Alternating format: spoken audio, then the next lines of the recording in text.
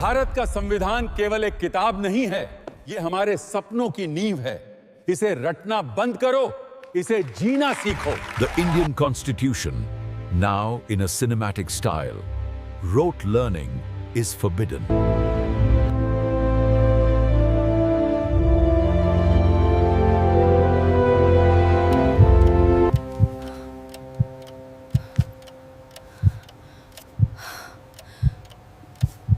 अनुच्छेद 32 संवैधानिक उपचार, अनुच्छेद राष्ट्रपति शासन। सब कुछ दिमाग में खिचड़ी बन गया है।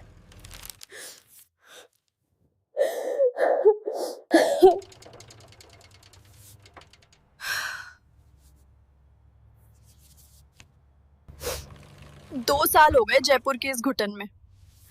बापू ने खेत गिरवी रखकर फीस भरी थी और मैं यहाँ एक आर्टिकल भी याद नहीं रख पा रही। नहीं चाहिए ये नौकरी, नहीं चाहिए ये संविधान, ये मेरे लिए नहीं बना है।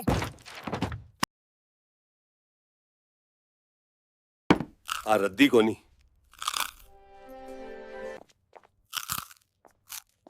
आ रद्दी को अखबार को नहीं आ तो वो हथियार हैं जिनसे तू काल ने ठंडार बन सके।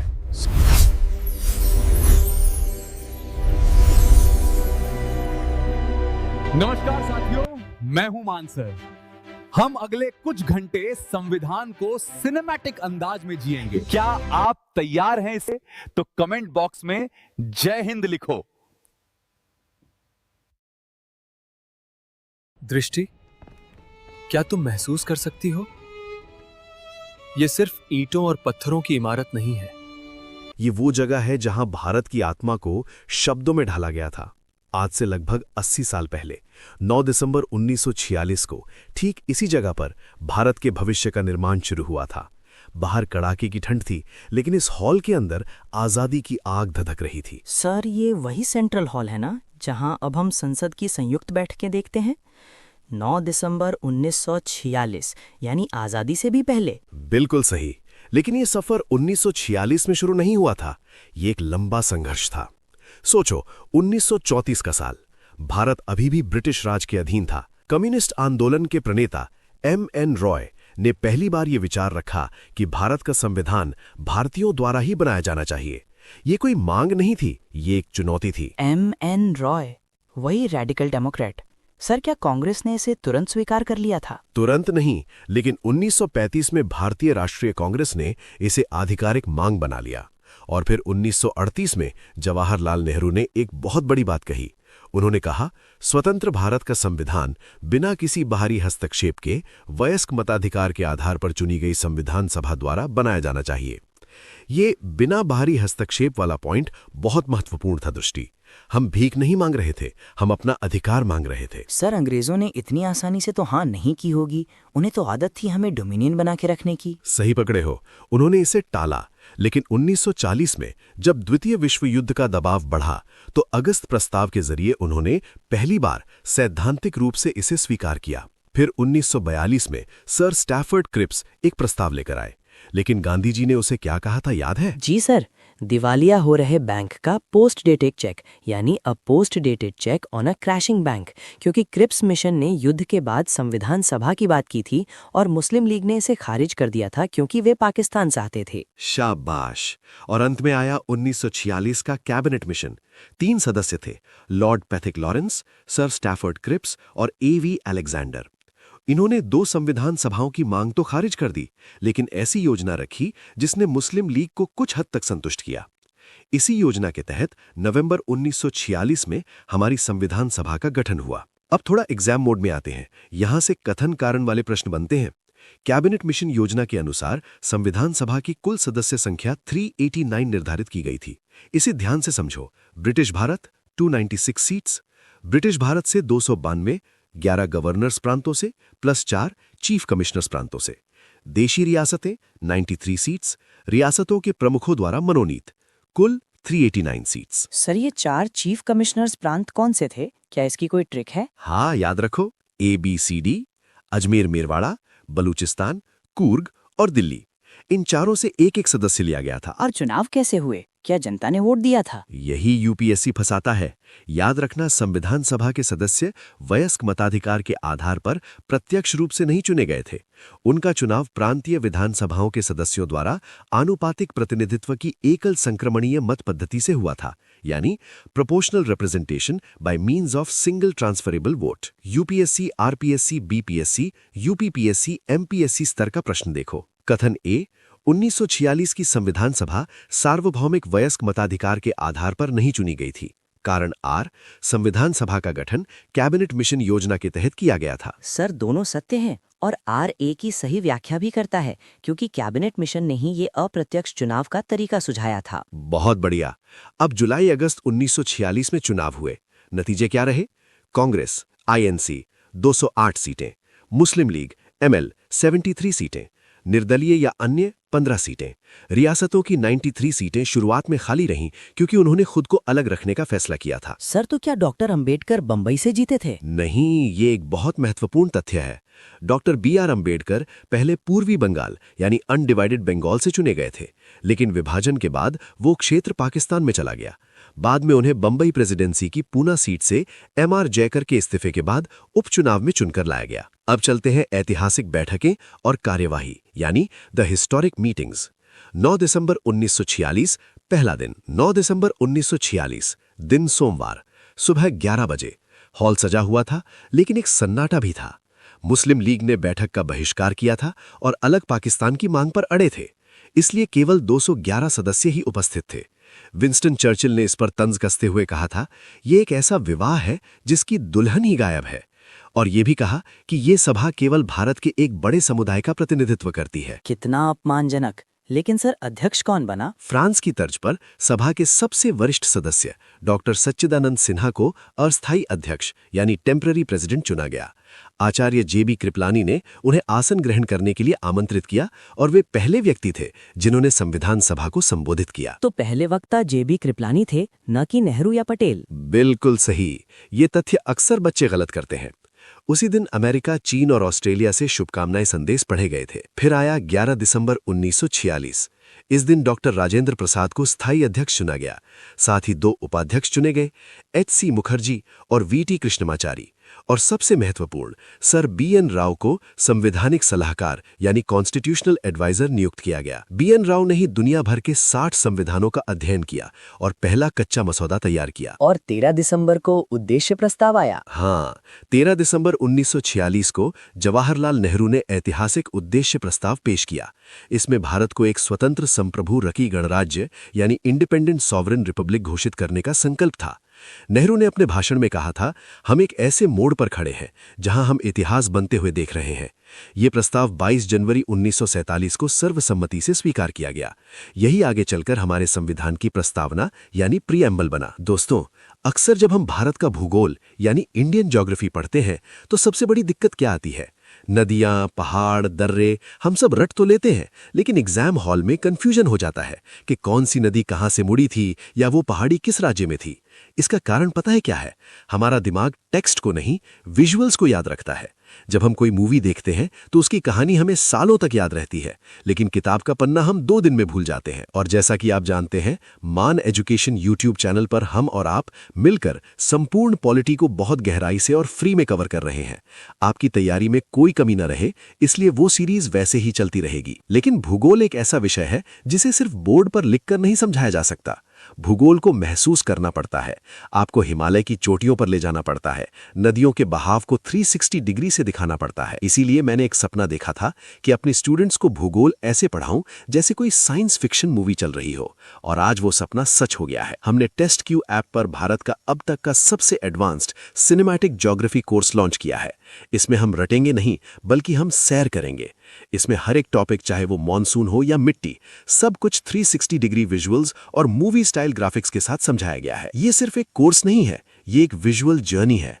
चाहे आप किसी भी एग्जाम की तैयारी कर रहे हो, एक बार ये देख लिया तो भूगोल आपके खून में दौड़ने लगेगा। अब इस तरह के हाई एंड एनिमेशन और टेक्नोलॉजी वाले कोर्सेज की फीस आमतौर पर बहुत ज्यादा होती है। इस कोर्स की ओरिजिनल वैल्यू भी 5,000 रुपए रखी गई है, क्योंकि इसमें मेहनत और तकनीक बहुत लगी है।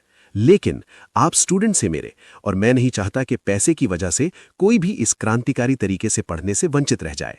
इसीलिए एक लॉन्च गिफ्ट के तौर पर सिर्फ शुरुआत के 200 स्टूडेंट्स के लिए मैंने एक स्पेशल कूपन कोड जनरेट करवाया है, मानसर51, बिना स्पेस के। जैसे ही आप टेस्ट क्यू ऐप पर यह कोड डालेंगे, 5,000 रुपए का ये पूरा कोर्स आपको मिलेगा मात्र 449 रुपए में। जी हाँ, एक पिज्जा की कीमत से भी कम में आपको पूरा भारत घूमने को मिल रहा है। लेकिन ध्यान रहे, ये सिस्टम ऑटोमेटेड है। जैसे ही 200 स्टूडेंट्स पूरे होंगे, कूपन एक्सपायर हो जाएगा और फीस वापस बढ़ जाएगी। तो अगर आप भूगोल को रटने से हमेशा के लिए आज़ादी चाहते हैं, तो अभी प्ले स्टोर पर जाइए, टेस्ट क्यू ऐप डाउनलोड कीजिए और इस सिनेमैटिक जर्नी का हिस्सा बनिए। लिंक मैंने नीचे डिस्क्रिप्शन में दे दिया है। पॉलिटी हम यूट्यूब पर फोड़ ही रहे हैं, आइए अब भूगोल को एक नए अंदाज में जीते हैं। अब देखो, समितियां और उनके अध्यक्ष याद करने की ट्रिक्स, यानी कमिटीज एंड निमोनिक्स। संविधान सभा ने काम को बांटने के लिए कई समितियां बनाई। यहां से मैच द फॉलोइंग वाले प्रश्न आते हैं। मैं तुम्हें कुछ ट्रिक्स बताता हूं। इसमें सबसे पहले कमिटी, उसके बाद चेयरमैन और लास्ट में याद करने की ट्रिक यानी निमोनिक, मानसर स्टाइल में। संघ शक्ति समिति यानी यूनियन पावर्स, इसके अध्यक्ष जवाहरलाल नेहरू थे। और ट्रिक है संघ यानी यूनियन बराबर प्रधानमंत्री यानी नेहरू, याद रखो। संघीय संविधान समिति यानी यूनियन कॉन्स्टिट्यूशन, इसके अध्यक्ष भी जवाहरलाल नेहरू थे। ट्रिक है जहां संघ शब्द आए वहां नेहरू। प्रांतीय संविधान समिति यानी प्रोविंशियल कॉन्स्टिट्यूशन, इसके अध्यक्ष सरदार पटेल थे। प्रांतों को किसने जोड़ा? लौह पुरुष पटेल ने। मूल अधिकार व अल्पसंख्यक परामर्श समिति, इसके अध्यक्ष भी सरदार पटेल। अधिकारों की रक्षा गृह मंत्री यानी पटेल करते हैं। ड्राफ्टिंग कमेटी, इसके अध्यक्ष डॉक्टर BR अंबेडकर थे, संविधान के पिता यानी ड्राफ्टिंग। प्रक्रिया नियम समिति यानी रूल्स ऑफ प्रोसीजर, इसके अध्यक्ष थे डॉक्टर राजेंद्र प्रसाद। नियम कौन बनाता है? राजा यानी राजेंद्र।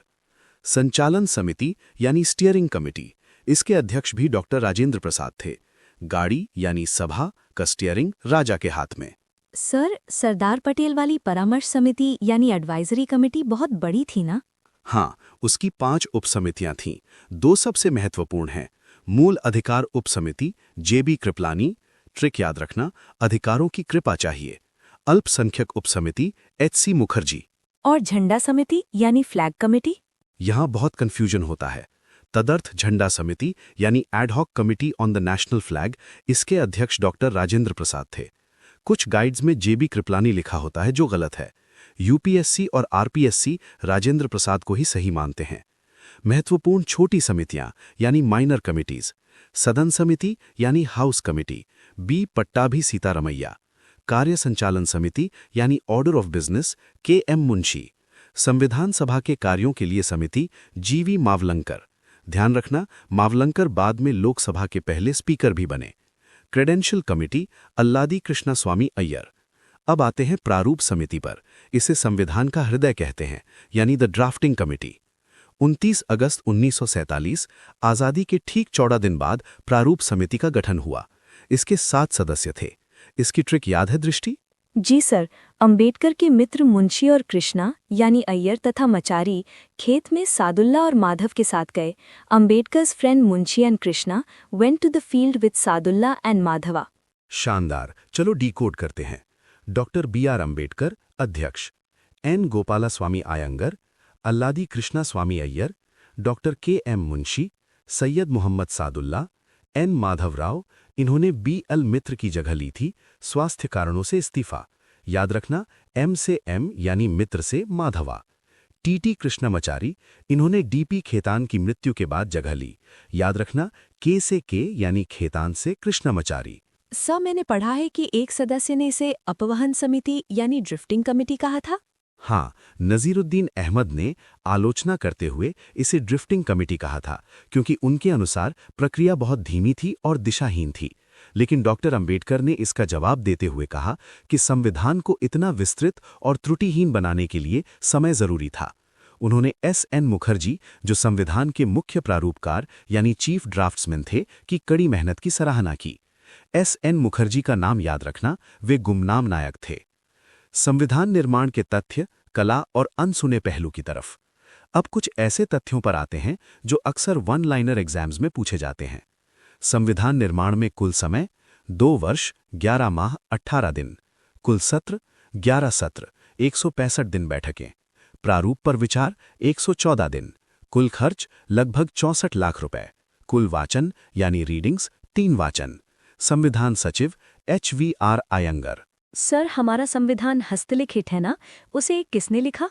ये एक सिनेमाई कहानी है। संविधान को इटैलिक शैली में अपने हाथों से लिखने वाले सुलेखक यानी कैलीग्राफर थे प्रेम बिहारी नारायण रायजादा। जब नेहरू जी ने उनसे फीस पूछी तो उन्होंने कहा, मुझे 1 पैसा नहीं चाहिए, बस मेरी शर्त है कि संविधान के हर पन्ने पर मेरा नाम होगा और आखिरी पन्ने पर मेरे दादाजी यानी राम प्रसाद सक्सेना का नाम होगा। उन्होंने इसे लिखने के लिए 432 निब यानी निब नंबर 303 का इस्तेमाल किया। और उस पर जो चित्रकारी है वो किसने की थी? वो शांति निकेतन के कलाकारों ने की थी, जिसका नेतृत्व नंदलाल बोस ने किया था। सबसे खास बात, प्रस्तावना के पन्ने को ब्योहार राम मनोहर सिन्हा ने सजाया था। अगर तुम प्रस्तावना के मूल दस्तावेज को देखो तो नीचे दाएं कोने में उनका छोटा हस्ताक्षर राम देवनागरी में मिलता है। अब हम पारित होना और लागू होना समझते हैं, यानी एनैक्टमेंट एंड एनफोर्समेंट। 26 नवंबर बनाम 26 जनवरी। 26 नवंबर 1949। इस दिन संविधान सभा ने संविधान को अंगीकृत, अधिनियमित और आत्मार्पित किया। डॉक्टर अंबेडकर ने प्रस्ताव पेश किया, the constitution as settled by the assembly be passed. उस दिन 299 में से 284 सदस्य प्रेजेंट थे और उन्होंने हस्ताक्षर किए। बारिश हो रही थी, जिसे शुभ शगुन माना गया। सर, 26 नवंबर को लॉ डे मनाते हैं ना? हाँ, अब इसे कॉन्स्टिट्यूशन डे कहते हैं। लेकिन ध्यान दो, 26 नवंबर 1949 को संविधान पूर्ण रूप से लागू नहीं हुआ था, केवल कुछ अनुच्छेद लागू हुए थे। नागरिकता यानी 5, 6, 7, 8, 9, चुनाव यानी 324, अस्थायी संसद यानी 379, 380 इत्यादि। कुल मिलाकर लगभग 15-16 अनुच्छेद। और बाकी 26 जनवरी 1950 को? बिल्कुल, 26 जनवरी 1950 को संविधान पूर्ण रूप से लागू हुआ। इसे प्रारंभ की तारीख कहा जाता है। क्यों 26 जनवरी ही? क्योंकि 1930 में इसी दिन इंडियन नेशनल कांग्रेस ने लाहौर अधिवेशन यानी दिसंबर 1929 के बाद पूर्ण स्वराज यानी पूर्ण स्वराज दिवस मनाया था। उस ऐतिहासिक दिन की याद में हमने गणतंत्र दिवस के लिए ये तारीख चुनी। अब एक फ्लैशबैक प्रश्न देखो, कथन और कारण वाला है। कथन यानी ए, भारतीय संविधान 26 जनवरी 1950 को लागू हुआ। कारण यानी आर, क्योंकि 26 जनवरी को गणतंत्र दिवस के रूप में मनाया जाता है। आंसर बी होगा मानसर। ए और आर दोनों सही हैं, लेकिन आर ए की सही व्याख्या नहीं है। इसकी सही व्याख्या पूर्ण स्वराज है। अब देखते हैं आलोचनाएं और चुनौतियां। दृष्टि, एक यूपीएससी एस्पिरेंट के रूप में तुम्हें आलोचकों के तर्क भी पता होने चाहिए। प्रतिनिधि निकाय नहीं, आलोचक कहते हैं कि ये वयस्क मताधिकार से नहीं चुनी गई थी। इसका जवाब है, उस समय की परिस्थितियों और सांप्रदायिक दंगों के बीच प्रत्यक्ष चुनाव संभव नहीं था। संप्रभुता का अभाव, ये ब्रिटिश सरकार के प्रस्तावों से बनी थी। इसका जवाब है, 1947 के स्वतंत्रता अधिनियम के बाद ये पूरी तरह संप्रभु हो गई थी। हिंदुओं का निकाय, लॉर्ड विस्काउंट साइमन ने इसे हिंदुओं की संस्था कहा। विंस्टन चर्चिल ने कहा कि इसने भारत के केवल एक बड़े कम्युनिटी का प्रतिनिधित्व किया। जवाब, ये गलत है। इसमें मुस्लिम, सिख, ईसाई, पारसी, एंग्लो इंडियन और दलित यानी अंबेडकर सभी का प्रतिनिधित्व था। यहां तक कि 15 महिलाएं भी थीं। वकीलों और राजनीतिज्ञों का प्रभुत्व यानी lawyer politician domination. Sir Ivor Jennings ने इसे लॉयर्स पैराडाइज यानी वकीलों का स्वर्ग कहा। इसी कारण संविधान की भाषा जटिल और कानूनी हो गई। अब आते हैं संविधान सभा में महिलाएं यानी विमेन हिंदी असेंबली यानी नारी शक्ति। सर, आपने 15 महिलाओं का जिक्र किया, क्या उनके नाम महत्वपूर्ण है? अत्यंत महत्वपूर्ण। अक्सर सवाल आता है, इनमें से कौन संविधान सभा की सदस्य नहीं थी? कुछ प्रमुख नाम याद रखो। अम्मू स्वामीनाथन, मद्रास से। बेगम एजाज रसूल, एकमात्र मुस्लिम महिला सदस्य। उन्होंने धार्मिक आधार पर अलग निर्वाचन का विरोध किया था। दक्षिणायनी वेलायुधन, एकमात्र दलित महिला सदस्य। सुचेता कृपलानी, बाद में भारत की पहली महिला मुख्यमंत्री बनी। उन्होंने सत्र में वंदे मातरम गाया था। हंसा मेहता, इन्होंने महिलाओं की ओर से तिरंगा झंडा प्रस्तुत किया था। दुर्गाबाई देशमुख संचालन समिति में सक्रिय थीं। सरोजिनी नायडू, कोकिला। राजकुमारी अमृत कौर, पहली स्वास्थ्य मंत्री। अब देखते हैं परीक्षा उपयोगी अंतिम विश्लेषण। दृष्टि, अब मैं तुम्हें कुछ कठिन प्रश्न देता हूं जो पिछले सालों में आए हैं। तैयार हो? प्रश्न 1, सूची 1 को सूची 2 से सुमेलित कीजिए। ए संचालन समिति, बी मौलिक अधिकार उप समिति, सी संघ संविधान समिति, डी प्रारूप समिति। इसका जवाब है option A 2, B 3, C 4, D 1। Sir trick लगाती हूँ। संचालन यानी स्टीयरिंग इक्वल्स टू राजा यानी राजेंद्र प्रसाद, तो ए का 2 होगा। संघ यानी यूनियन इक्वल्स टू नेहरू यानी सी का 4 होगा। प्रारूप यानी ड्राफ्टिंग इक्वल्स टू अंबेडकर यानी डी का 1 होगा। तो मौलिक अधिकार उप समिति इक्वल्स टू कृपलानी यानी बी का 3 होगा। तो सही उत्तर ए है। बहुत अच्छे। एक और कठिन सवाल। कथन ए, भारत का संविधान राज्यों का संघ है न कि फेडरेशन। कारण आर, भारतीय राजव्यवस्था राज्यों के बीच हुए किसी समझौते का परिणाम है। सर कथन ए सही है, अनुच्छेद 1, लेकिन कारण आर गलत है। अमेरिका का संविधान समझौते का परिणाम है, भारत का नहीं। भारत विनाशी राज्यों का अविनाशी संघ है, तो ए सही है, आर गलत है। अद्भुत, यही स्पष्टता तुम्हें टॉपर बनाएगी। तो दृष्टि 24 जनवरी 1950 को संविधान सभा की अंतिम बैठक हुई। डॉक्टर राजेंद्र प्रसाद को भारत का पहला राष्ट्रपति चुना गया और राष्ट्रगान जन गण मन और राष्ट्रगीत यानी वंदे मातरम को अपनाया गया। ये संविधान केवल एक किताब नहीं है, ये एक जीवित दस्तावेज यानी लिविंग डॉक्यूमेंट है। आज हमने 1934 से 1950 तक का सफर तय किया। याद रखना, परीक्षा में फैक्ट्स और कॉन्सेप्ट दोनों का संतुलन चाहिए। धन्यवाद सर, अब मुझे पूरा चित्र स्पष्ट हो गया है। ड्रिफ्टिंग कमेटी से लेकर प्रेम बिहारी की सुलेखन तक सब कुछ। और दोस्तों, अगर आप इस सफर को और गहराई से जानना चाहते हैं तो मान एजुकेशन चैनल से जुड़े रहें। चैनल को सब्सक्राइब जरूर कर लें। तो साथियों, पॉलिटी तो हम यहाँ YouTube पर फ्री में पूरी गहराई से कवर कर ही रहे हैं, उसका टेंशन आप मत लीजिए। लेकिन अगर आप भारत के ज्योग्राफी को भी सिर्फ पढ़ना नहीं बल्कि जीना चाहते हैं, एकदम मूवी स्टाइल में, सिनेमैटिक अंदाज में और 360 डिग्री विजुअल्स के साथ, तो आपके लिए टेस्ट क्यू ऐप पर हमने एक बहुत ही खास सिनेमैटिक कोर्स शुरू किया है।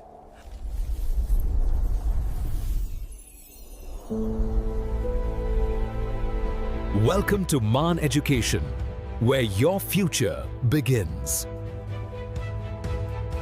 मानसर एग्जाम पास में है और मैं ये सब पढ़ रही हूँ। संप्रभु, समाजवादी, न्याय, स्वतंत्रता। सच कहूँ तो ये सब खोखले शब्द लगते हैं। बाहर की दुनिया में जो हो रहा है उसे देखकर लगता है कि इन शब्दों का कोई मतलब ही नहीं बचा। क्या फायदा है ये सब रटने का? किसके लिए कर रही हूँ मैं ये सब? बस एक नौकरी के लिए? कनिष्क, तुमने जो सवाल पूछा है वो सिर्फ तुम्हारा नहीं है। देश के हर युवा के मन में कभी न कभी ये सवाल उठता है। तुम इसे सिर्फ परीक्षा का एक चैप्टर समझ रही हो, लेकिन ये चैप्टर नहीं, ये एक वसीयत है। उन लाखों लोगों की वसीयत जिन्होंने अपनी जान दे दी ताकि तुम आजाद भारत में बैठकर ये सवाल पूछ सको। तुम इन शब्दों को खोखला कह रही हो ना? चलो आज इन शब्दों में जान डालते हैं। आज हम प्रस्तावना को पढ़ेंगे नहीं, जिएंगे। इसे एक कहानी की तरह सुनेंगे। एक ऐसी कहानी जो खून, पसीने और बलिदान से लिखी गई है। एक ऐसी कहानी जो तुम्हें रुलाएगी भी और फक्र से भर भी देगी। ये सिर्फ परीक्षा का एक टॉपिक नहीं है, ये हमारे देश की आत्मा का परिचय पत्र है, जैसा कि N.A. पालकीवाला ने कहा था। क्या तुम तैयार हो इस सफर के लिए? जी सर। बहुत बढ़िया। तो कहानी शुरू होती है प्रस्तावना की पहली पंक्ति से। हम, भारत के लोग, we the people of India. इन 4 शब्दों में सदियों की गुलामी का जवाब छिपा है कनिष्क। सोचो, हजारों साल तक हमारे देश पर किसने शासन किया? कभी राजाओं ने, कभी सुल्तानों ने, कभी अंग्रेजों ने। सत्ता हमेशा ऊपर से नीचे आती थी। वो तय करते थे कि हमारे लिए क्या सही है, क्या गलत। लेकिन 26 नवंबर 1949 को जब हमारी संविधान सभा ने इस प्रस्तावना को अपनाया तो इतिहास पलट गया। पहली बार हमने पूरी दुनिया से कहा कि इस देश की असली ताकत, असली मालिक कोई राजा, कोई रानी या कोई बाहरी शक्ति नहीं, बल्कि यहाँ के आम लोग हैं। तुम, मैं, हम सब। ये संविधान हमें किसी ने तोहफे में नहीं दिया। हमने इसे खुद बनाया, खुद स्वीकार किया और खुद को ही सौंपा है। इसे लोकप्रिय संप्रभुता कहते हैं। सत्ता का प्रवाह नीचे से ऊपर की ओर है, जनता से सरकार की ओर, वहीं में है। जब मैं लोग कहता हूं तो मेरे जहन में मातंगिनी हाजरा जैसी वीरांगनाओं का चेहरा आता है। 72 साल की एक बूढ़ी महिला जिसने भारत छोड़ो आंदोलन में तिरंगा हाथ में लेकर जुलूस का नेतृत्व किया। अंग्रेजों ने गोली मारने की धमकी दी, पर वो रुकी नहीं। पहली गोली पैर में लगी, वो आगे बढ़ती रही। दूसरी गोली हाथ में लगी, फिर भी तिरंगा नहीं छोड़ा। और जब तीसरी गोली उनके माथे पर लगी तब भी गिरते गिरते उनके मुंह से निकला वंदे मातरम। वो थी भारत के लोग। मातरम। ये प्रस्तावना ऐसे ही अनगिनत बलिदानों की स्याही से लिखी गई है। अब इसी बात पर एक सवाल का जवाब दो। तैयार हो? जी सर। ये बीपीएससी प्रीलिम्स 2022 में पूछा गया था। भारतीय संविधान का प्राधिकार स्रोत कौन है? भारत के लोग। शाबाश। देखो, जो हम पढ़ रहे हैं वही परीक्षा में आता है। स्रोत हम हैं, मालिक हम हैं। चलो एक और सवाल। ये एसएससी सीजीएल 2023 में आया था। भारतीय संविधान के अनुसार संप्रभुता किसमें निहित है? भारत की जनता में। बिल्कुल सही। ये सिर्फ एक लाइन नहीं, हमारे लोकतंत्र की नींव है।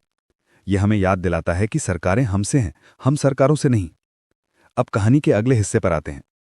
हम भारत के लोगों ने मिलकर यह तय किया कि हमारा देश कैसा होगा, उसका चरित्र, उसकी पहचान क्या होगी। और यह पहचान इन 5 शब्दों में छिपी है। संपूर्ण प्रभुत्व संपन्न, समाजवादी, पंथनिरपेक्ष, लोकतंत्रात्मक गणराज्य।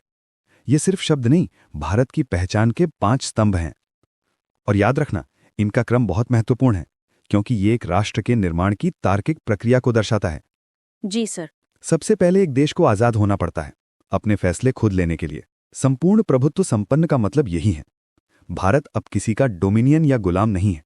हम अपने घर के मामले यानी आंतरिक और दुनिया के साथ हमारे रिश्ते यानी बाहरी, दोनों के फैसले लेने के लिए पूरी तरह से स्वतंत्र हैं। हम पर किसी बाहरी शक्ति का कोई दबाव नहीं है। हम किसी देश से दोस्ती कर सकते हैं, किसी से संधि कर सकते हैं, यह हमारी मर्जी है। चलो अब तुम्हारी बारी। ये एमपीपीएससी प्रीलिम्स 2022 में पूछा गया था। संप्रभु शब्द का क्या अर्थ है, जैसा कि प्रस्तावना में वर्णित है? इसका अर्थ है कि भारत किसी विदेशी सत्ता पर निर्भर नहीं है और अपने आंतरिक और बाह्य निर्णय लेने के लिए पूर्णतः स्वतंत्र है। एक्सीलेंट। यही आत्मविश्वास हमें चाहिए।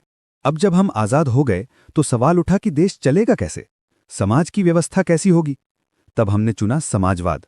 लेकिन ये रूस या चीन वाला साम्यवाद नहीं है। हमारा समाजवाद लोकतांत्रिक समाजवाद है, जिसका झुकाव गांधी जी के विचारों की ओर है। इसका सीधा सा मतलब है कि देश के संसाधनों का इस्तेमाल समाज के कल्याण के लिए होगा, ताकि अमीर और गरीब की बीच की खाई कम हो। इसका लक्ष्य है गरीबी, बीमारी और अवसर की असमानता को खत्म करना। इसीलिए भारत में आपको सरकारी अस्पताल भी मिलेंगे और प्राइवेट भी, सरकारी स्कूल भी मिलेंगे और प्राइवेट भी। ये मिश्रित अर्थव्यवस्था का मॉडल है, मिक्स्ड इकोनॉमी। एक बात याद रखना, ये शब्द मूल प्रस्तावना में नहीं था, इसे बाद में जोड़ा गया। Got it sir. बताओ कनिष्क, समाजवादी और पंथ निरपेक्ष शब्द प्रस्तावना में किस संशोधन द्वारा जोड़े गए? ये एसएससी सीएचएसएल 2022 का सवाल है। 42वें संविधान संशोधन 1976 द्वारा। परफेक्ट।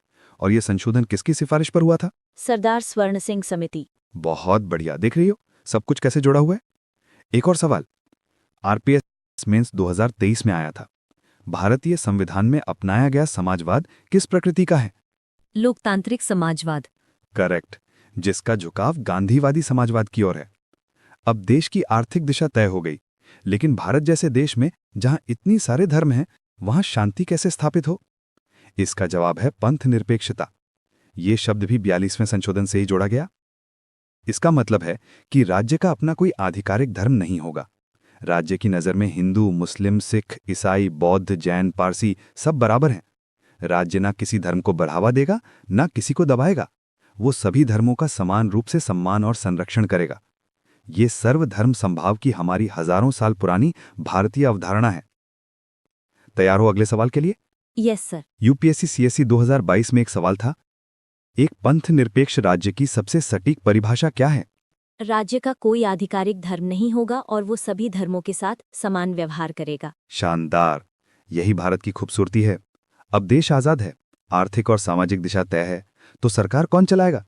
इसका जवाब है लोकतंत्र, यानी लोगों का, लोगों के लिए, लोगों द्वारा शासन। सरकार आसमान से नहीं टपकेगी, उसे हम और तुम जैसे आम लोग चुनेंगे। कैसे? अपने वोट से। और ये सरकार हमारी नौकर होगी, हमारी मालिक नहीं। वो हमारे प्रति जवाबदेह होगी। समय समय पर चुनाव, हर अवयस्क को वोट देने का अधिकार, कानून का राज और स्वतंत्र न्यायपालिका, ये सब लोकतंत्र के ही हिस्से हैं। चलो बताओ, प्रस्तावना में लोकतंत्रात्मक शब्द ये सुनिश्चित करता है कि शासन की शक्ति का स्रोत हैं। ये आरआरबी एनटीपीसी 2022 में आया था, भारत के लोग। एग्जैक्टली। तुम्हारे एक वोट की कीमत इसी एक शब्द में छिपी है। और आखिरी स्तंभ है गणराज्य। लोकतंत्र तो ब्रिटेन में भी है, पर वहां की राष्ट्र प्रमुख यानी हेड ऑफ स्टेट महारानी है, जो वंशानुगत पद पर हैं। गणराज्य का मतलब है कि हमारे देश का प्रमुख यानी हमारे राष्ट्रपति वंशानुगत नहीं होंगे। राजा का बेटा राजा नहीं बनेंगे, बल्कि जनता द्वारा अप्रत्यक्ष रूप से चुने जाएंगे। ये राजशाही का अंत और योग्यता का सम्मान है। इसका मतलब ये भी है कि देश का कोई भी नागरिक, चाहे वो किसी भी जाति धर्म या लिंग का हो, सर्वोच्च पद तक पहुंच सकता है। कोई विशेषाधिकार प्राप्त वर्ग नहीं होगा। गणराज्य पद का तात्पर्य है कि राष्ट्र का प्रमुख। ये एसएससी मल्टीटास्किंग स्टाफ 2023 का प्रश्न है। वंशानुगत न होकर निर्वाचित होता है। तुम तो कमाल कर रही हो, यही तो चाहिए। अब कुछ मुश्किल सवाल जो क्रम और समय पर आधारित हैं। बीपीएससी टीचर एग्जाम 2023 में शब्दों का सही क्रम पूछा गया था। बताओ प्रस्तावना में इन शब्दों का सही क्रम क्या है? सर, सही क्रम है संपूर्ण प्रभुत्व संपन्न, समाजवादी, पंथ निरपेक्ष, लोकतंत्रात्मक गणराज्य। आउटस्टैंडिंग। ये क्रम बहुत महत्वपूर्ण है, याद रखना। SSSDR यानी sovereign, socialist, secular, democratic, Republic. एक और बहुत महत्वपूर्ण सवाल, 26 जनवरी 1950 को भारत की वास्तविक संवैधानिक स्थिति क्या थी? ये यूपीएससी सीडीएस 2022 में पूछा गया था। एक संपूर्ण प्रभुत्व संपन्न लोकतंत्रात्मक गणराज्य। बिल्कुल सही। क्यों? क्योंकि समाजवादी और पंथनिरपेक्ष शब्द तो 1976 में 42वें संशोधन द्वारा जोड़े गए थे। Brilliant Kanishk, brilliant. तुम अब सिर्फ रट नहीं रही हो, तुम समझ रही हो। यही समझ तुम्हें सफलता दिलाएगी। कनिष्क, हमने भारत का चरित्र तो समझ लिया, लेकिन इस देश को बनाने का मकसद क्या था? हमारे संविधान निर्माताओं का सपना क्या था? वो अपने नागरिकों को क्या देना चाहते थे? इसका जवाब प्रस्तावना के अगले हिस्से में है। ये संविधान के 4 महान उद्देश्य हैं, या यूं कहूं कि ये हमारे संविधान का हर नागरिक से किया गया एक पवित्र वादा है। ये वादा है न्याय, स्वतंत्रता, समता और बंधुत्व का। तो मानसर, न्याय के बारे में बताओ। बिल्कुल, पहला वादा है न्याय का, और ये सिर्फ अदालत वाला न्याय नहीं है। ये 3 तरह का है।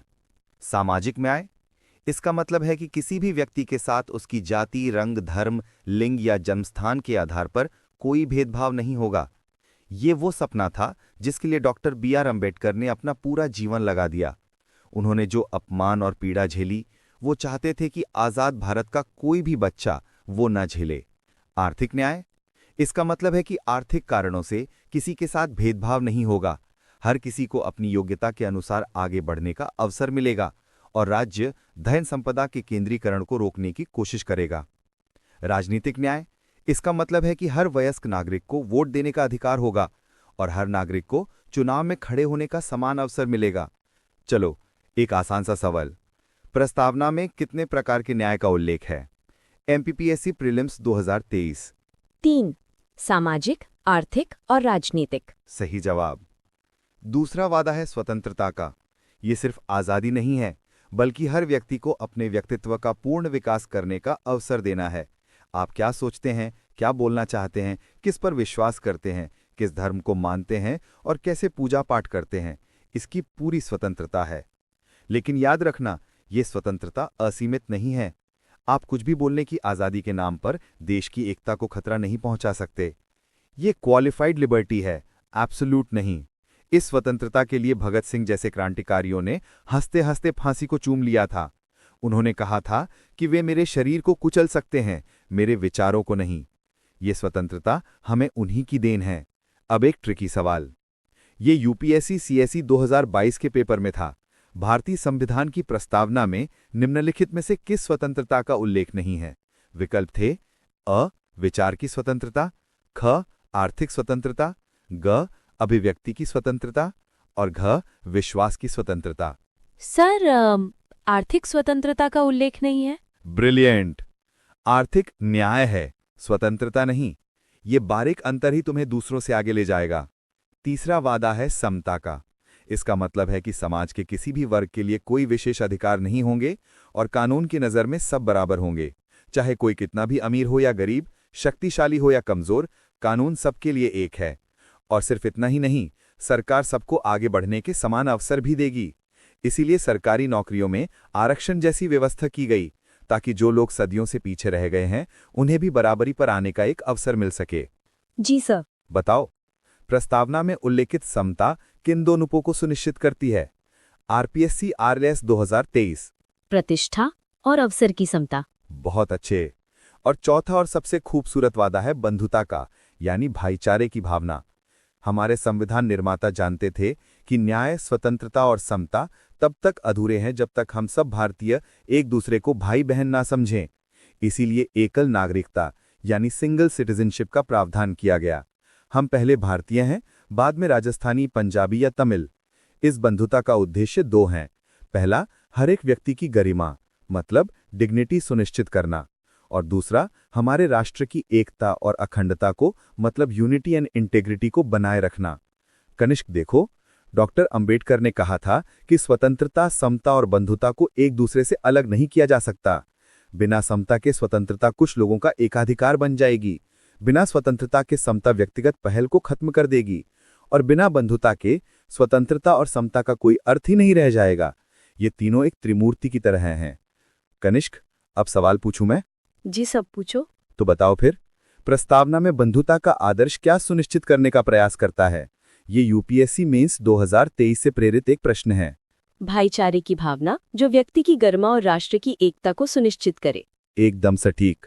और ये बताओ, अखंडता शब्द को प्रस्तावना में किस संवैधानिक संशोधन के माध्यम से शामिल किया गया था?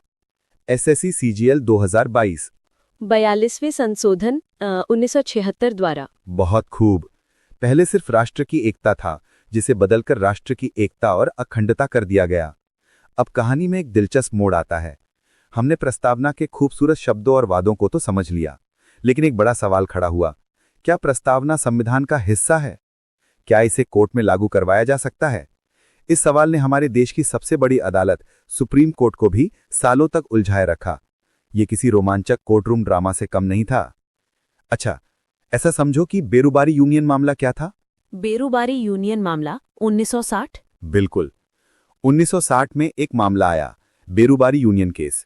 इस केस में सुप्रीम कोर्ट ने एक अजीब सा फैसला दिया। कोर्ट ने माना कि प्रस्तावना संविधान बनाने वालों के दिमाग को खोलने की एक चाबी तो है, ये उनके महान उद्देश्यों को दर्शाती है, लेकिन ये संविधान का हिस्सा नहीं है। ये एक बड़ा झटका था, वंफी। इसका मतलब था कि विधायिका इसमें संशोधन नहीं कर सकती और इसे कानूनी तौर पर लागू नहीं किया जा सकता। तो मेरा सवाल तुमसे ये है कि किस न्यायिक मामले में सर्वोच्च न्यायालय ने पहली बार यह निर्धारित किया कि प्रस्तावना संविधान का हिस्सा नहीं है? BPSC judicial service 2023। Berubari union मामला 1960। बिल्कुल। लेकिन कहानी यहां खत्म नहीं हुई। असली क्लाइमैक्स तो अभी बाकी था।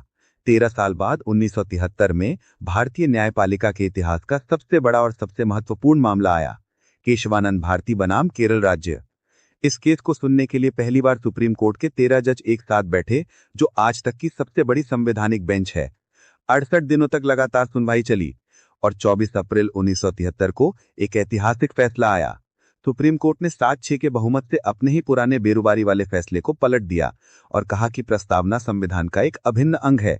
और सिर्फ इतना ही नहीं, कोर्ट ने एक नया सिद्धांत दिया जिसे कहते हैं संविधान के मूल ढांचे का सिद्धांत, यानी बेसिक स्ट्रक्चर डॉक्ट्रिन। इसका मतलब था कि संसद अनुच्छेद 368 के तहत संविधान में संशोधन तो कर सकती है, यहां तक कि प्रस्तावना में भी, लेकिन वो संविधान के मूल ढांचे को नहीं बदल सकती, यानी वो संविधान की आत्मा को नहीं मार सकती। My God. तो बताओ एक सवाल, किस ऐतिहासिक मामले में सर्वोच्च न्यायालय ने अपने पिछले निर्णय को पलटते हुए प्रस्तावना को संविधान का एक अभिन्न अंग घोषित किया? MPPSC prelims 2022। केशवानंद भारती बनाम केरल राज्य। एकदम सही। ये सिर्फ एक केस नहीं, हमारे संविधान का रक्षा कवच है। बताओ, संविधान के मूल ढांचे का सिद्धांत किस मामले के परिणाम स्वरूप प्रतिपादित किया गया था? UPSC CSE 2023। केशवानंद भारती मामले में। शाबाश। केशवानंद भारती मामले के फैसले के बाद ही संसद को प्रस्तावना में संशोधन करने का रास्ता मिला और 1976 में आपातकाल के दौरान 42वें संविधान संशोधन के जरिए प्रस्तावना में पहली और आखिरी बार संशोधन किया गया। इसी संशोधन से 3 नए शब्द जोड़े गए, समाजवादी, पंथनिरपेक्ष और अखंडता। इस टेबल को देखो, ये तुम्हारे रिवीजन के लिए बहुत जरूरी है। Yes sir. बेरुबारी यूनियन मामला 1960 प्रस्तावना संविधान का अंग नहीं है, लेकिन संविधान की व्याख्या में सहायक है। केशवानंद भारती मामला 1973 प्रस्तावना संविधान का अभिन्न अंग है और इसमें संशोधन हो सकता है, बशर्ते मूल ढांचा प्रभावित ना हो। एसआर बोमई मामला 1994 प्रस्तावना संविधान का अभिन्न अंग है और पंथ निरपेक्षता मूल ढांचे का हिस्सा है। अब एक सीधा सा सवाल, भारत के संविधान की प्रस्तावना में आज तक कितनी बार संशोधन किया गया है? RRB group D 2022। केवल एक बार। करेक्ट। देखा, कितना भी मुश्किल टॉपिक हो, अगर कहानी की तरह समझो तो सब आसान हो जाता है। कनिष्क, तुमने क्लास की शुरुआत में पूछा था कि इन शब्दों का क्या मतलब है, ये खोखले क्यों लगते हैं। अब बताओ, क्या ये सिर्फ शब्द है? नहीं, ये वो मशाल है जिसे लाखों शहीदों ने अपने खून से जलाकर हमें सौंपा है। ये एक जिंदा दस्तावेज है और इसे जिंदा रखने की जिम्मेदारी अब हमारी पीढ़ी की है, तुम्हारी और मेरी। जब तुम्हें लगे कि बाहर अन्याय हो रहा है तो प्रस्तावना का न्याय शब्द तुम्हें लड़ने की ताकत देगा। जब कोई तुम्हारी आवाज दबाने की कोशिश करे तो स्वतंत्रता तुम्हारा हथियार बनेगी। जब तुम्हें भेदभाव दिखे तो समता तुम्हारा सिद्धांत बनेगी। और जब कोई देश को धर्म और जाति में बांटने की कोशिश करे तो बंधुता की भावना उसे रोकेगी। कल को तुम परीक्षा पास करोगी, ये सिर्फ एक नौकरी पाना नहीं है, ये उस व्यवस्था का हिस्सा बनना है जिसे इस प्रस्तावना को जमीन पर उतारने का, इन वादों को हकीकत में बदलने का काम सौंपा गया है।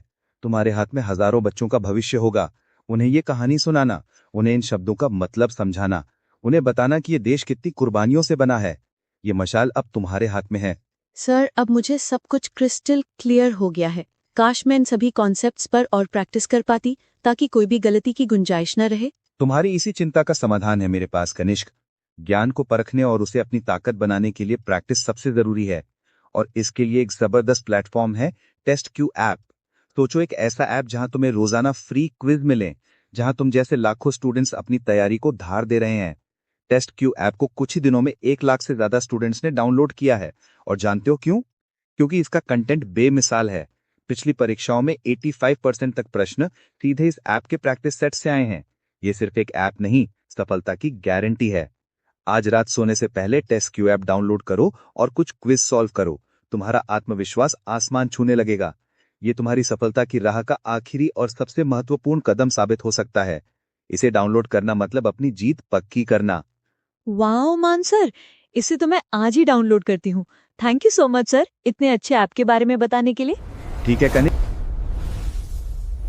सन 1947 का यह खंडित नक्शा अब एकीकृत भारत का स्वरूप ले रहा है। देखिए। तो जैसा कि आप देख सकते हैं, आज का हमारा विषय है अखंड भारत, द यूनियन। कल्पना कीजिए एक घर की। इससे पहले कि आप ये तय करें कि घर के नियम क्या होंगे या कौन से कमरे में कौन सोएगा, आपको सबसे पहले अपनी दीवारें खड़ी करनी होती हैं।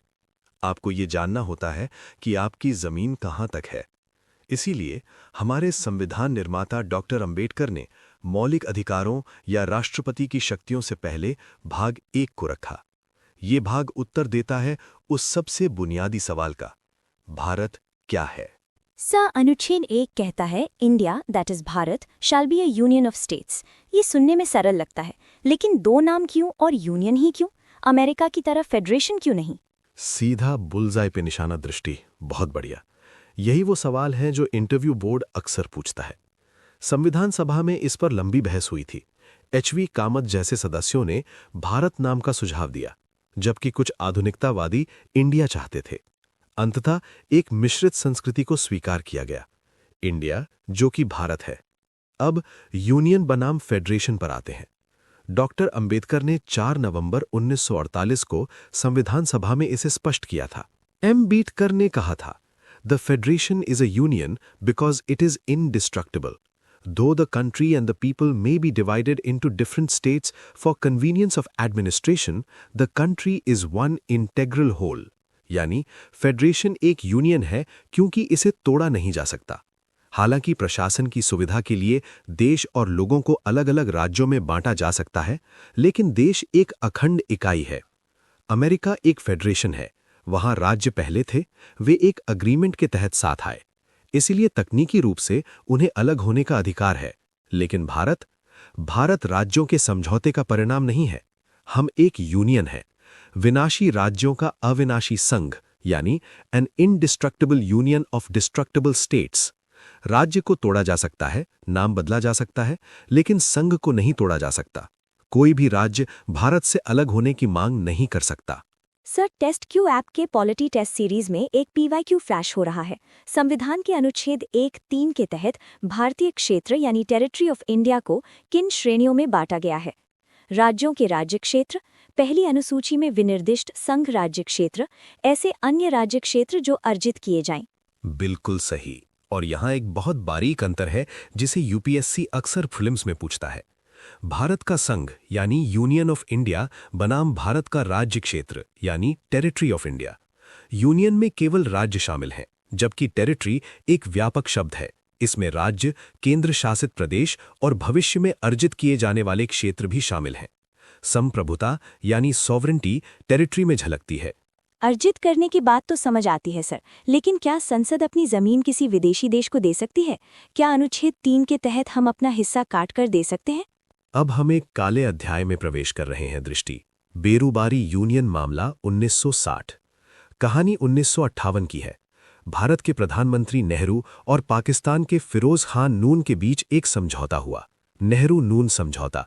इसके तहत पश्चिम बंगाल के जलपाईगुड़ी जिले का एक छोटा सा हिस्सा बेरूबारी यूनियन पूर्वी पाकिस्तान अब बांग्लादेश को दिया जाना था। बंगाल जल उठा, मामला सुप्रीम कोर्ट पहुंचा। राष्ट्रपति ने अनुच्छेद 143 के तहत सुप्रीम कोर्ट से राय मांगी। और कोर्ट ने क्या कहा? सुप्रीम कोर्ट ने स्पष्ट कर दिया, अनुच्छेद 3 जो राज्यों की सीमा बदलने की शक्ति देता है वो केवल आंतरिक पुनर्गठन के लिए है। संसद साधारण कानून बनाकर भारत की संप्रभु जमीन किसी विदेशी को नहीं सौंप सकती। इसके लिए अनुच्छेद 368 के तहत संविधान संशोधन करना होगा। इसी फैसले के कारण 9वां संविधान संशोधन पारित हुआ और बेरूबारी पाकिस्तान को सौंपा गया। लेकिन एक पेंच और है। 1969 में मगन भाई ईश्वर भाई पटेल बनाम भारत संघ कच्छ का रण मामले में सुप्रीम कोर्ट ने कहा कि अगर केवल सीमा विवाद का निपटारा यानी बाउंड्री डिस्प्यूट सेटलमेंट हो रहा है और कोई स्पष्ट भारतीय क्षेत्र नहीं दिया जा रहा तो संविधान संशोधन की आवश्यकता नहीं है। ये केवल कार्यपालिका यानी एग्जीक्यूटिव द्वारा किया जा सकता है। तो सर 2015 में बांग्लादेश के साथ जो लैंड बाउंड्री एग्रीमेंट हुआ उसमें 100वां संविधान संशोधन क्यों करना पड़ा? क्योंकि उसमें हमने 111 एन्क्लेव बांग्लादेश को सौंपे और 51 एन्क्लेव प्राप्त किए। इसमें भारत के भूभाग का स्पष्ट हस्तांतरण यानी सेशन शामिल था। इसीलिए 100वां संविधान संशोधन अधिनियम 2015 लाया गया। अब देखो अनुच्छेद 2 बनाम अनुच्छेद 3। एक तरफ लिखा विशेषता, एक साइड में अनुच्छेद 2 और एक तरफ अनुच्छेद 3। अनुच्छेद 2 का लक्ष्य नए राज्यों का प्रवेश या स्थापना करना है। अनुच्छेद 3 का लक्ष्य एग्जिस्टिंग राज्यों का पुनर्गठन। अनुच्छेद 2 का क्षेत्र वो क्षेत्र जो पहले से भारत का हिस्सा नहीं है। अनुच्छेद 3 का क्षेत्र वो क्षेत्र जो पहले से भारत का हिस्सा है। अनुच्छेद 2 का उदाहरण है सिक्किम का भारत में प्रवेश यानी 1975। अनुच्छेद 3 का उदाहरण है तेलंगाना का आंध्र प्रदेश से निर्माण 2014। अनुच्छेद 2 की शक्ति संसद विधि द्वारा शर्तें तय कर सकती है। अनुच्छेद 3 की शक्ति संसद साधारण बहुमत से नाम या सीमा बदल सकती है। दृष्टि इसे ऐसे याद रखो, अनुच्छेद 2 बाहरी यानी आउटसाइडर्स के लिए है और अनुच्छेद 3 घर वालों यानी इनसाइडर्स के लिए है। और अनुच्छेद 3 की प्रक्रिया क्या राज्य मना कर सकते हैं? यहीं को संघ की असली ताकत है। प्रक्रिया के 2 चरण हैं जो प्रीलिम्स के लिए घातक है। राष्ट्रपति की पूर्व सिफारिश बिल पेश करने से पहले अनिवार्य है। राज्य विधानमंडल का मत, राष्ट्रपति बिल को संबंधित राज्य के पास भेजते हैं, लेकिन राज्य का मत राष्ट्रपति या संसद पर बाध्यकारी यानी बाइंडिंग नहीं है। संसद उसे खारिज कर सकती है। जैसे 2014 में आंध्र प्रदेश विधानसभा ने विभाजन को खारिज कर दिया था, फिर भी संसद ने तेलंगाना बना दिया। ये तो काफी कठोर लगता है। ये राष्ट्रीय अखंडता के लिए है। अमेरिका में राज्यों की सहमति के बिना उनकी सीमा नहीं बदली जा सकती। भारत में संसद सर्वोच्च है। और अंत में अनुच्छेद 4 कहता है कि अनुच्छेद 2 और 3 के तहत किए गए बदलाव अनुच्छेद 368 के तहत संविधान संशोधन नहीं माने जाएंगे। यानी ये सब साधारण बहुमत से हो सकता है। अब आते हैं एकीकरण का रक्त रंजित इतिहास 1947 to 1956, the bloody history of integration. 552 रियासतों का खेल, the game of 552 princely states. 1947 अंग्रेज हमें एक पहेली देकर गए। भारत की भौगोलिक सीमा में 552 रियासतें थीं। 549 ने आसानी से भारत में विलय कर लिया। सरदार पटेल और वीपी मेनन की कूटनीति काम आई, लेकिन 3 रियासतें अड़ गईं। जूनागढ़, कश्मीर और हैदराबाद। बिल्कुल। जूनागढ़ नवाब मुस्लिम जनता हिंदू जनमत संग्रह हुआ जनता ने भारत को चुना, फरवरी 1948। कश्मीर, पाकिस्तानी कबायलियों के हमले के बाद महाराजा हरि सिंह ने 26 अक्टूबर 1947 को विलय पत्र पर हस्ताक्षर किए। हैदराबाद, ये सबसे कठिन था। निजाम उस्मान अली खान को आजाद रहना था। उन्होंने रजाकारों की फौज को जनता पर छोड़ दिया। ऑपरेशन पोलो, सितंबर 1948। इसे आधिकारिक रूप से पुलिस कार्यवाही कहा गया, लेकिन यह पूरी तरह से मिलिट्री अभियान था। 17 सितंबर 1948। इस तस्वीर के साथ भारत के पेट का अल्सर ठीक हो गया। लेकिन जैसे ही नक्शा जुड़ा, भाषा के आधार पर टूटने का खतरा मंडराने लगा। दक्षिण भारत से मांग उठी, हमारी भाषा, हमारा राज्य। सरकार ने जून 1948 में धर कमीशन बनाया। एसके धर ने कहा, ना, भाषा नहीं, प्रशासनिक सुविधा आधार होना चाहिए। जनता नाराज थी। दिसंबर 1948 में जेवीपी समिति बनी, यानी जवाहरलाल वल्लभ भाई पट्टाभी। उन्होंने भी कहा, अभी नहीं। और फिर आए पोट्टी श्रीरामुलु, एक साधारण गांधीवादी। उन्होंने मद्रास राज्य से अलग तेलुगु भाषी आंध्र राज्य की मांग की। 19 अक्टूबर 1952 को उन्होंने आमरण अनशन शुरू किया। 10 दिन, 20 दिन, 50 दिन। सरकार ने ध्यान नहीं दिया। 15 दिसंबर 1952, 58 दिनों की भूख के बाद पुट्टी श्रीरामुलु का निधन हो गया। उनकी मौत ने पूरे आंध्र को जला दिया। दंगे हुए, पुलिस फायरिंग हुई। नेहरू जी को झुकना पड़ा और 1 अक्टूबर 1953 को भारत का पहला भाषाई राज्य आंध्र प्रदेश बना। तत्कालीन आंध्र राज्य, राजधानी कुर्नूल। और एक बार आंध्र बना तो पेंडोरा का बॉक्स खुल गया। हाँ, मजबूरन सरकार को फजल अली आयोग यानी राज्य पुनर्गठन आयोग SRC दिसंबर 1953 बनाना पड़ा। सदस्य फजल अली, ये अध्यक्ष थे। KM पणिक्कर और HN कुंजरू, ट्रिक याद, और 7वां संविधान संशोधन। भाग ABCD की श्रेणियां समाप्त हुईं। 1 नवंबर 1956 को भारत में 14 राज्य और 6 केंद्र शासित प्रदेश थे। 1956 के 14 राज्य देखो: आंध्र प्रदेश, असम, बिहार, बम्बई यानी बॉम्बे, जम्मू और कश्मीर, केरल, मध्य प्रदेश, मद्रास, मैसूर, उड़ीसा, पंजाब, राजस्थान, उत्तर प्रदेश, पश्चिम बंगाल। 1956 के 6 केंद्र शासित प्रदेश यानी यूटीज: फर्स्ट, अंडमान और निकोबार द्वीप समूह, दिल्ली, हिमाचल प्रदेश, लक्षद्वीप, मिनिकॉय और अमीनी दीवी यानी लक्षद्वीप, मणिपुर, त्रिपुरा। अब देखते हैं 1956 के बाद का Bharat, post 1956 evolution and chronology. अब हम 1956 से 2026 की यात्रा करेंगे। यहां से सबसे ज्यादा प्रश्न आते हैं। 1960 में बंबई जल रहा था। मराठी लोग संयुक्त महाराष्ट्र चाहते थे और Gujarati Mahagujarat. Flora fountain, Mumbai, police firing में 106 लोग मारे गए। आज उसे हुतात्मा चौक कहते हैं। परिणाम, 1960 में बंबई का विभाजन हुआ। महाराष्ट्र बंबई के साथ, गुजरात 15वां राज्य। सर, इसे याद रखने की कोई ट्रिक? बिल्कुल, ये रही मानसर की मास्टर ट्रिक। इसे नोट कर लो। हवा में चमकते हुए शब्द आते हैं।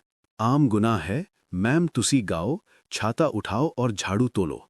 आम, AM, Andhra 1953, Maharashtra 1960। Guna, GUNA, Gujarat 1960 15th, Nagaland 1963 16th। Hey, HE, Haryana 1966 17th, Shah आयोग की सिफारिश पर पंजाब से अलग। ही, HI, Himachal Pradesh 1971 18th, UT से राज्य बना। Ma'am, MAM, Manipur 1972 19th, Meghalaya 1972 21st। TU, Tripura 1972 20th। CSI, Sikkim 1975 22nd। गाओ, GAO, Mizoram 1987 23rd, Arunachal 1987 24th, Goa 1987 25th। छा, CHA, छत्तीसगढ़ 1 नवंबर 2000 26th, MP से। U, उत्तराखंड 9 नवंबर 2000 27th, UP से। झा, JHA, झारखंड 15 नवंबर 2000 28th, बिहार से। तोलो, TOLO, तेलंगाना 2 जून 2014 29th, आंध्र प्रदेश से। वाह, आम गुनाह है, ये तो कभी नहीं भूलेगा। अब देखते हैं सिक्किम की अनकही कहानी, the untold story of Sikkim. Sikkim की कहानी सबसे अलग है। 1947 तक ये एक भारतीय रियासत थी, लेकिन इसे संरक्षित राज्य यानी प्रोटेक्टोरेट का दर्जा मिला था। यहाँ चोग्याल यानी राजा का शासन था। 1974 में वहां की जनता ने विद्रोह किया। भारत ने 35वां संविधान संशोधन 1974 पारित किया और सिक्किम को एक नया दर्जा दिया, सहयुक्त राज्य, एसोसिएट स्टेट। इसके लिए संविधान में एक नया अनुच्छेद 2A जोड़ा गया। लेकिन सर अब तो 2A नहीं है। सही, ये प्रयोग केवल 1 साल चला। 1975 में जनमत संग्रह हुआ। 97.5% लोगों ने राजशाही के खिलाफ वोट दिया। फिर आया 36वां संविधान संशोधन 1975। सिक्किम भारत का 22वां पूर्ण राज्य बन गया। अनुच्छेद 2A को हटा दिया गया और विशेष प्रावधानों के लिए अनुच्छेद 371F जोड़ा गया। नेक्स्ट, आधुनिक भारत और 2026 का परिदृश्य, करंट अफेयर्स 2019-2026। 5 अगस्त 2019 भारतीय इतिहास का एक निर्णायक दिन था। धारा 370 को कमजोर किया गया। जम्मू और कश्मीर पुनर्गठन अधिनियम 2019 पारित हुआ। राज्य को 2 केंद्र शासित प्रदेशों यानी यूटीज में बांट दिया गया। जम्मू और कश्मीर विधायिका यानी लेजिस्लेचर के साथ, लद्दाख बिना विधायिका के। ये 31 अक्टूबर 2019 सरदार पटेल जयंती से लागू हुआ। इससे राज्यों की संख्या 29 से घटकर 28 हो गई। और दादरा और नागर हवेली? प्रशासनिक सुविधा के लिए दादरा और नागर हवेली तथा दमन और दीव संघ राज्य क्षेत्रों का विलयन अधिनियम 2019 द्वारा दोनों यूटीज को मिला दिया गया। ये 26 जनवरी 2020 से लागू हुआ। तो दिसंबर 2025 तक का अंतिम स्कोर क्या है? 28 राज्य और 8 केंद्र शासित प्रदेश। अब देखो लद्दाख का आक्रोश और 2026 के मुद्दे यानी प्रोटेस्ट्स एंड डिमांड्स। कहानी यहां खत्म नहीं होती दृष्टि। 2024 और 25 में लद्दाख सुलग रहा है। ले एपिक्स बॉडी LAB और करगिल डेमोक्रेटिक अलायंस KDA की मांगे स्पष्ट हैं। पूर्ण राज्य का दर्जा स्टेटहुड, 6ठी अनुसूची 6th शेड्यूल में शामिल करना, जनजातीय संस्कृति और जमीन की रक्षा के लिए। 2025 में सोनम वांगचुक के नेतृत्व में पश्मीना मार्च ने दुनिया का ध्यान खींचा। केंद्र सरकार पर्वतीय परिषदों को सशक्त बनाने पर बात कर रही है, लेकिन 6ठी अनुसूची पर गतिरोध बना हुआ है। और कोई एक्टिव मांगे? हाँ, गोरखालैंड। 2024 के अंत में दार्जिलिंग में फिर से सुगबुगाहट हुई। केंद्र ने वार्ताकार नियुक्त किया है। इसके अलावा महाराष्ट्र में विदर्भ की मांग अभी भी जीवित है। अब चलो क्षेत्रीय परिषदें और टेस्ट क्यू ऐप के जादू की तरफ। कोऑपरेटिव फेडरलिज्म का मंच, जोनल काउंसिल्स। इतने राज्यों को साथ रखने के लिए हमें गोंद की जरूरत थी। वो है गुजरात की क्षेत्रीय परिषदें। ध्यान देना, ये संवैधानिक निकाय यानी कॉन्स्टिट्यूशनल बॉडीज नहीं हैं।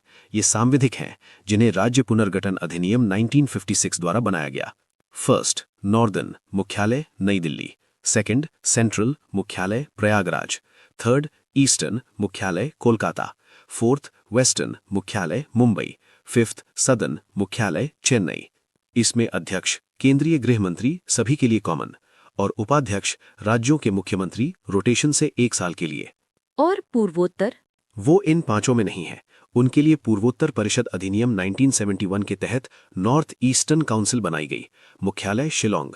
इसमें 8 राज्य हैं, 7 सिस्टर्स प्लस सिक्किम। हाल ही में 72nd NEC plenary meeting Agartala में हुई, जहां एक्ट ईस्ट पॉलिसी और सीमा विवादों पर चर्चा हुई। अब समय है ये देखने का कि क्या तुमने सच में सीखा है। ये सवाल कठिन कथन कारण वाला है। टेस्ट क्यू ऐप के हार्डेस्ट हिट्स सेक्शन से। बताओ। कथन A, संसद साधारण बहुमत से किसी भारतीय राज्य का क्षेत्र किसी विदेशी राज्य को सौंप सकती है। कारण R, संविधान का अनुच्छेद 4 घोषित करता है कि अनुच्छेद 2 और 3 के तहत बनाए गए कानून अनुच्छेद 368 के तहत संविधान संशोधन नहीं माने जाएंगे। कथन A गलत है। बेरुबारी मामले में सुप्रीम कोर्ट ने कहा था कि विदेशी राज्य को क्षेत्र सौंपने के लिए अनुच्छेद 368 के तहत संशोधन जरूरी है, विशेष बहुमत से। साधारण बहुमत से ये नहीं हो सकता। कारण R अपने आप में सही है, अनुच्छेद 4 यही कहता है, लेकिन ये कथन A की व्याख्या नहीं करता, क्योंकि कथन A ही गलत है। तो उत्तर होगा A गलत है लेकिन R सही है। शानदार, यही स्पष्टता चाहिए। दोस्तों, ऐसे ही ट्रिकी सवालों की प्रैक्टिस के लिए टेस्ट क्यू ऐप डाउनलोड करें। भारत का नक्शा केवल लकीरें नहीं है, ये पोटी श्री रामुल्लू का त्याग है, सरदार पटेल का लौह साहस है और संविधान की लचीली शक्ति है। साथियों, मान एजुकेशन में आपका स्वागत है। राधिका, क्या तुमने कभी सोचा है कि घर यानी होम का असली मतलब क्या होता है? ईंट और पत्थर की 4 दीवारी, या वो एहसास कि तुम इस जमीन का हिस्सा हो और ये जमीन तुम्हारी है? सर, पॉलिटिक्स की किताबों में तो घर का मतलब डोमिसाइल और रेजिडेंस लिखा है, लेकिन आज मौसम ऐसा है कि लग रहा है आप कुछ और ही गहराई में जाने वाले हैं। बिल्कुल सही पकड़ा तुमने। आज हम जिस चैप्टर को डिकोड करने वाले हैं वो संविधान का सबसे भावुक हिस्सा है, पार्ट 2।